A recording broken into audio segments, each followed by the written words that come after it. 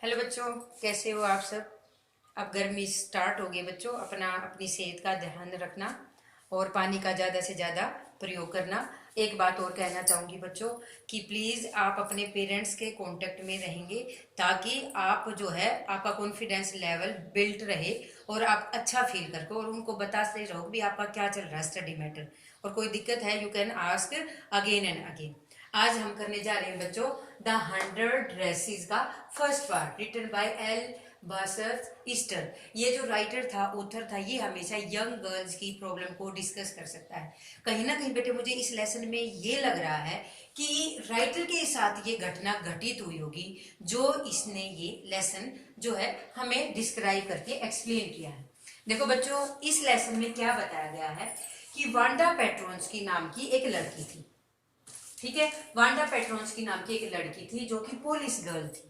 Second is the Peggy and third character is Madeline, जिसका short name इसमें बताया गया है मैडी, और फोर्थ है इसमें मिस मैसन। बेटे कहानी उस समय की है जब कुछ लोग जो है शिफ्ट हो गए थे यूएसए में, और जनरली वो कौन थे, पुलिस लोग थे। और हम जो है यूनाइटेड किंगडम में यूएसए में कुछ लोग वहां चले गए थे, और जिनमें से एक लड़की होती है वांडा पेट्रोन्स की, वो यूएस से चली जाती है। बेसिकली इनका जो फेस एक्सप्रेशन और जो इनकी लैंग्वेज, इनका जो नेम होता है बेटे, ये साउथ की तरह होते हैं, एक ये लगा लो हब्सी की तरह होते हैं, ब्लैक कलर के होते हैं। आप सोच के देखो बेटे, यूएसए के फेयर कलर और वहां पे एक अलग जो है नॉर्मल कलर का बच्चा जाएगा तो ऑब्वियसली वो ऑब्जर्व होगा या नहीं होगा। तो कुछ इसी के साथ ऐसी सिचुएशन आती है। वैसे भी क्लास में जैसे नया नया बच्चा क्लास में आता है तो आप कैसा फील करते हो, वो अजीब सा होता है, बोलता नहीं, शांत बैठता है, कई बार हमारे से भी मिसबिहेव हो जाता है, और हो सकता है उसको वो हर्ट भी हो जाए भी, नया नया बच्चा क्योंकि फैमिलियर होने में टाइम लगता है। तो कुछ ऐसे ही रिलेशन भी, एक नया बच्चा क्लास में आता है तो उसके रिलेशन को यहाँ पे डिस्क्राइब किया गया है। वांडा पेट्रोन्स की नाम की एक नई बच्ची होती है जो कि यूएसए में चली जाती है, जो कि पुलिस गर्ल होती है। ओके बच्चों, आगे क्या होती है, पैडी और मैगी नाम की जो है, पैगी और मैडी नाम की भी बहुत इंटेलिजेंट गर्ल होती हैं, और इसका शॉर्ट नेम मैडी मैं एक्सप्लेन कर चुकी हूँ। ये दोनों ही फन करती रहती है और क्लास की बड़ी अच्छी लड़की है। कहानी क्या स्टार्ट होती है, एक्सप्लेन करने से पहले आपको ये बताना चाहूंगी, कहानी में बताया गया है कि रूम नंबर 13 के बारे में, क्लासरूम का सीन दिखाया गया है जब लेसन स्टार्ट होता है। मंडे का दिन है, रूम नंबर 13 है, और वांडा पेट्रोन्स की नाम की लड़की आज क्लास में अपसेंट है, और किसी ने बात ऑब्जर्व ही नहीं की कि वो क्लास में नहीं आई है। ओके बच्चों, तो ना मैडी ने ना पैगी ना, जबकि यही जो बच्चे ऐसे थे जो हर चीज की अप टू डेट रखते थे। कई क्लास में बच्चे होते हैं ना जो हर चीज की नॉलेज रखे, तो this type of the student is here. तो मंडे को भी नहीं आई, ट्यूसडे को भी नहीं आई।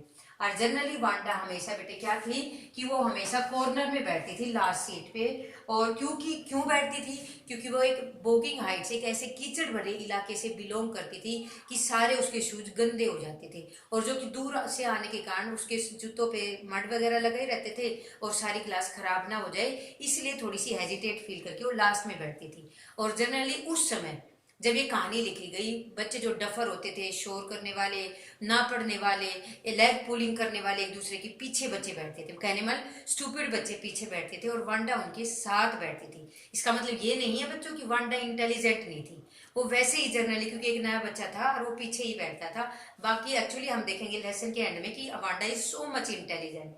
तो पैगी ने देखा कि मंडे को भी नहीं आई, ट्यूसडे को भी नहीं आई, वेडनेसडे को मैडी इंतजार कर रही थी वांडा का कि आज वो स्कूल जरूर आएगी और आज उसको लेके जाएंगे। लेकिन जो है मतलब उस दिन भी जो वांडा है वो नहीं आती है क्लास में, और क्या होता है, ये इंतजार करते हुए स्कूल में लेट हो जाते हैं।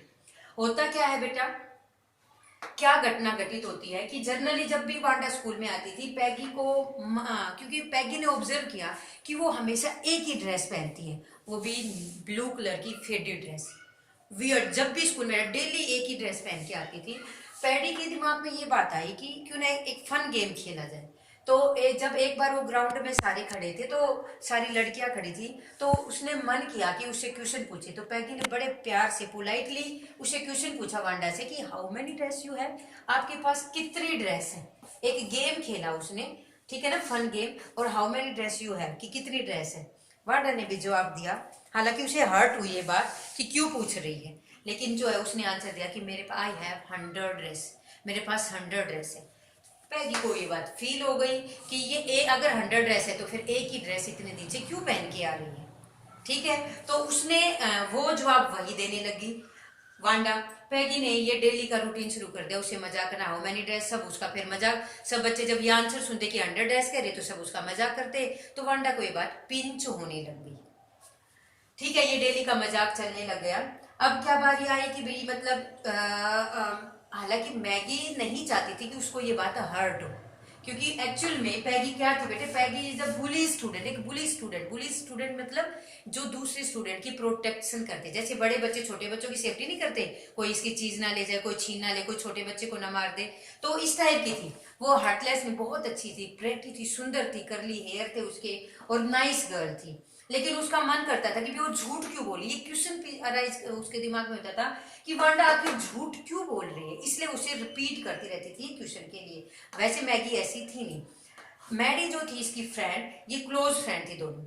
Maddie is also belong to a poor family. Wanda जो थी ये भी पुअर थी बेटा, पुअर गर्ल, और Maddie is also a poor girl. Maddie भी पुअर गर्ल थी, लेकिन ये इतनी पुअर नहीं थी जितनी की वांडा थी। और एक बात और इसमें सीक्रेट लेसन में बताया गया है कि जो मैडी थी वो हमेशा कपड़े पहनती थी पैगी की मदर के दिए हुए, और मैडी की मम्मी उसके कपड़ों को थोड़ा रिन्यू, थोड़ा चेंज करके, स्टाइलिश चेंज करके उस मतलब मैडी को पहनाकर भेज देती थी। तो पैगी को पता नहीं चलता था कि उसने मेरी यूनिफॉर्म पहनी हुई है, क्योंकि ये बहुत ज्यादा रिच थी और ये पुअर थी, लेकिन दोनों में फ्रेंडशिप थी। लेकिन मैडी को ये बात बहुत फील होती थी कि पैगी को वांडा के साथ मजाक नहीं करना चाहिए, लेकिन मैडी चाहकर भी ये बात नहीं बताती थी। एक बार मैथ का पीरियड था, मैडी के दिमाग में आया कि एक लेटर लिखा जाए। मैं कह तो नहीं सकती, लेकिन एक लेटर लिखूं मैं उसको और ये बताऊं कि Peggy please stop this fun game, मना कर दो। लेकिन उसकी हिम्मत तक भी, अगर बाय चांस वांडा का के बाद किसका नंबर है, ओबियसली मेरा ही नंबर है, कहीं मेरा मजाक ना उड़ाने लग जाए, तो उसने जो है ये बात कहना उचित नहीं समझा, उस लेटर को फाड़ दिया। हालांकि वो डिस्टर्ब थी, वो चाहती थी कि भी ऐसा नहीं हो, लेकिन उसने, वो कभी बोलती नहीं थी जब फन गेम होता था, पैगी हमेशा बोलती रहती थी, लेकिन वो कुछ नहीं कर पाई। मुझे लगता है कि यहाँ पे ऑथर की फीलिंग, ये मैडी जैसा कैरेक्टर ऑथर का ही लग रहा है। चलो जो कुछ भी चल रहा था, एक बार स्कूल में जैसा कि कंपटीशन होती रहती है, एक कॉन्टेस्ट हुआ। कैसा? ड्राइंग। गर्ल्स के लिए तो ड्राइंग कंपटीशन था, और बॉयज का कंपटीशन था मोटर बोट बनाने का। तो सबने जो है ड्राइंग बना के सबमिट करवा दी गई। और क्या था कि भी थोड़ी थोड़ी, आज दिन था रिजल्ट अनाउंस का, हल्की हल्की बूंदा ड्रिजलिंग हो रही थी, और आज भी वांडा जो है नहीं आई, लेकिन आज रिजल्ट डिक्लेयर होना था, इसलिए पैगी ने छाता उठाया, मैगी के साथ दोनों भाग भाग के जो है स्कूल पहुंचती हैं।